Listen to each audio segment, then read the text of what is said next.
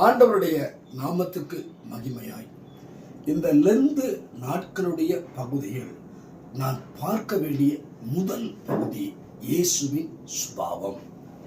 இயேசுவின் சுபாவம் எந்த இடத்தில் வெளிப்பட்டது என்று நாம் பார்ப்போமானால், கெத்செமனே தோட்டத்துடைய பகுதியில் வெளிப்பட்டது.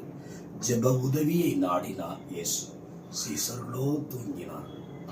ஆனால் தூக்கம் அடைந்தவர்கள் சேவகர்கள் வரும்போது ஆண்டவருடைய நாமத்துக்கு மகிமையா சொல்கிறார், பேதுரு தன்னுடைய பட்டயத்தை எடுத்து மல்குசனுடைய காதை வெட்டினார். இன்றைக்கு தேவனுடைய பிள்ளையே, நம்முடைய வாழ்க்கையுடைய பகுதியில் நாவால நாம் யாரை வெட்டி இருக்கிறோம் கொஞ்சம் கவனிச்சு பார்ப்போம். இன்னொரு பகுதி, எதிராளிக்கும் இயேசு நன்மை செய்வராய் வெளிப்பட்டார். மல்குசனுடைய காதை தொட்டது மாத்திரமல்ல, ஒட்டி மறுவாழ்வை தந்தார்.